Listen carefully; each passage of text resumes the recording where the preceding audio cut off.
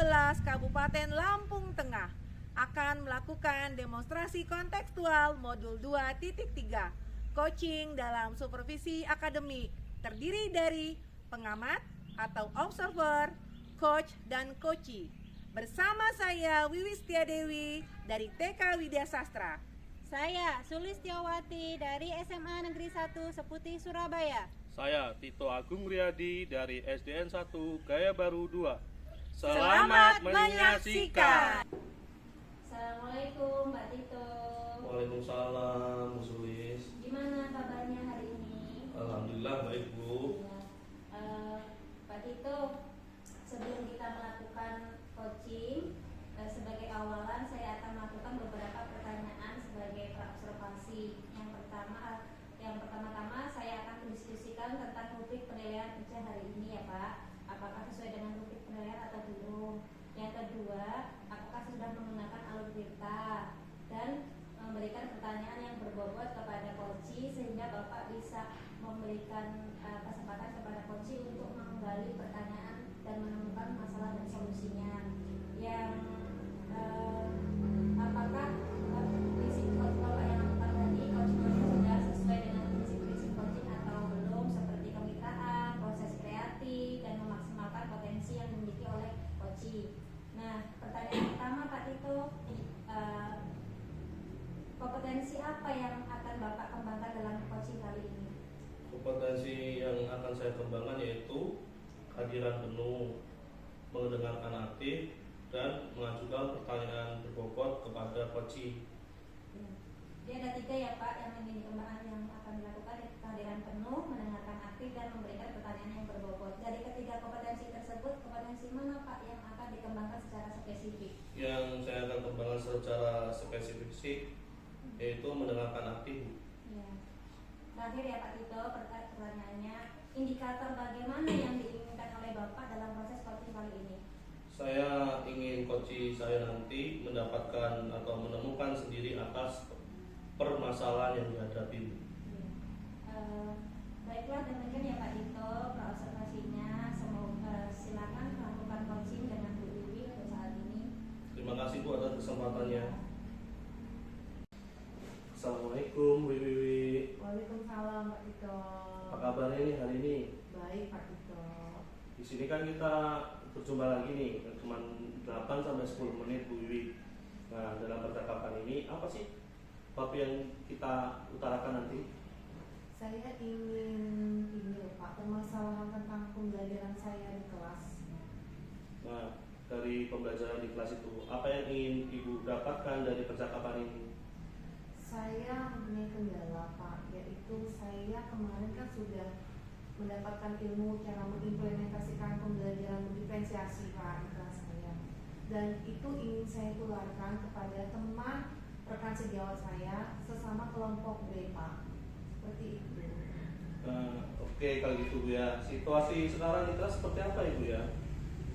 Seperti saat ini dalam pembelajaran di kelas saya mencoba untuk tetap berkesinambungan Pak menerapkan pembelajaran berdiferensiasi dengan harapan agar dari kelompok saya B1 itu akan terus ditularkan kepada kelompok B2 dan B3 seperti itu. Tapi teman-teman beranggapan sepertinya itu akan merepotkan gitu loh Pak.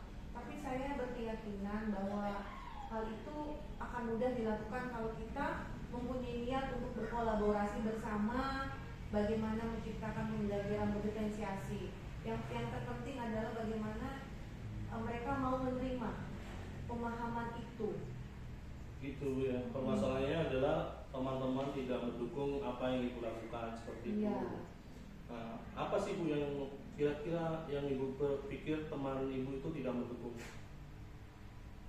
Satu Pak, karena waktu ya Pak, waktu.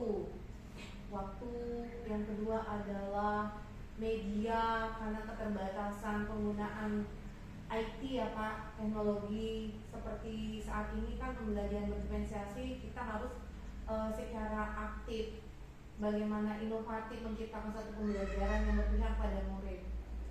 Seperti itu Pak. Oke.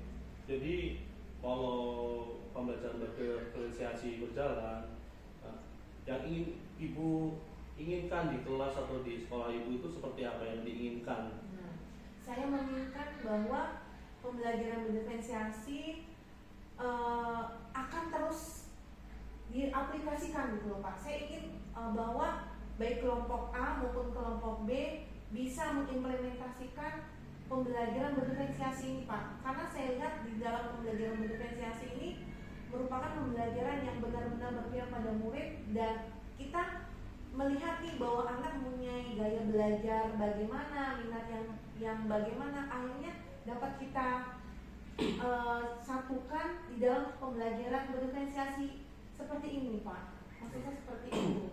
Nah, dalam pembelajaran berdiferensiasi itu dapat berjalan dengan lancar itu ya. Nah, apa sih yang perlu dipersiapkan? Nah, saya sudah mempersiapkan ada beberapa ya Pak ya. Seperti satu, saya sudah berdiskusi dengan kepala sekolah saya, Ibu Nyoman Sari, dan saya pun sudah mengutarakan keinginan saya dalam kombo atau kelompok belajar di sekolah saya ya Bu, Pak, yang kami adakan setiap hari Sabtu Pak. Itu Itu ya. Jadi ibu berkolaborasi dengan kepala sekolah. iya. Jadi kapan waktu pelaksanaan Bu? Nah, waktu pelaksanaan ini sudah saya tentukan ya Pak ya. Mungkin saya ingin setelah akhir asesmen ini ya Pak ya, asesmen penilaian saya, kalau sudah selesai, cepatnya sekitar 2-3 hari ini akan saya laksanakan. Dan tidak lupa Pak, saya juga ingin menggandeng guru rekan sejawat dari kelompok A Pak, kelompok A dan guru dan rekan sejawat dari kelompok B beserta kepala sekolah juga, agar kami mempunyai satu persamaan visi kedepannya tentang pembelajaran berdiferensiasi ini di sekolah kami Pak. Oke, jadi ibu sudah memastikan bisa berjalannya pembelajaran berdiferensiasi dengan dukungan kepala sekolah, dengan kelas A tersebut. Jadi ini sudah melengkapi apa yang dibutuhkan ibu ya. Iya. Jadi pembelajaran ini apa sih yang ibu dapat simpulkan? Yang saya simpulkan adalah satu ya Pak, saya merasa senang karena sudah dapat menemukan solusi dengan adanya sharing ini bersama Pak Tito. Yang tadinya saya pikir kok susah ya, tapi ternyata dengan sharing ini bersama Pak Tito saya jadi terbuka bahwa oh iya, langkah awal apa yang akan saya lakukan sudah tergambar Pak di kepala saya. Oke, terima kasih ibu perbincangan ini. Kayaknya waktunya sudah sore itu ya, kita akhiri saja. Terima kasih Bu. Oh, terima kasih Pak Tito. Assalamualaikum Pak Tito. Waalaikumsalam Bu Sulis. Oke, Pak Tito tadi kan sudah melakukan proses coaching dengan Bu Wiwi. Nah, sebelum penutupan, saya akan menanyakan beberapa pertanyaan ya Pak Tito pasca observasi. Yang pertama, sudahkah Bapak lakukan saat ini melakukan coaching terkait indikator ketercapaian yang diinginkan? Di coaching ini saya sudah melakukan coaching Bu dengan Wiwi, dengan menggunakan alur Tirta, menanyakan tujuan, identifikasi, rencana aksi dan tanggung jawab. Oke. Sehingga alur tersebut itu bisa menggali coaching saya, menceritakan permasalahan dan mencari solusinya sendiri. Oke. Ya Pak Tito, menurut saya sebagai observer yang Bapak dengan Bu Wiwi tadi sudah melakukan proses coaching dengan baik, sudah menggunakan alur Tirta, sudah berusaha menggali memberi pertanyaan-pertanyaan kepada coach sehingga coach bisa menemukan solusi dari permasalahannya. Coach juga sudah dilakukan dengan prinsip-prinsip coaching yang baik. Nah, pertanyaan terakhir ya Pak Tito, sebelum kita tutup, kompetensi apa lagi yang ingin dikembangkan berdasarkan hasil yang melakukan coaching yang bisa dilakukan? Potensi yang ingin saya kembangkan yaitu saya ingin lebih memahami proses. Ketika saya nanti melakukan coaching, saya akan lebih baik lagi karena saya sudah mempelajari permasalahan yang sudah saya lakukan. Oke. Nah, itu sudah bagus ya Pak Tito. Semoga kedepannya bisa melakukan coaching yang lebih baik. Demikianlah observasi observasi kita hari ini. Semoga bermanfaat bagi kita. Saya tutup. Wassalamualaikum warahmatullahi wabarakatuh. Waalaikumsalam. Terima kasih Bu Sulis.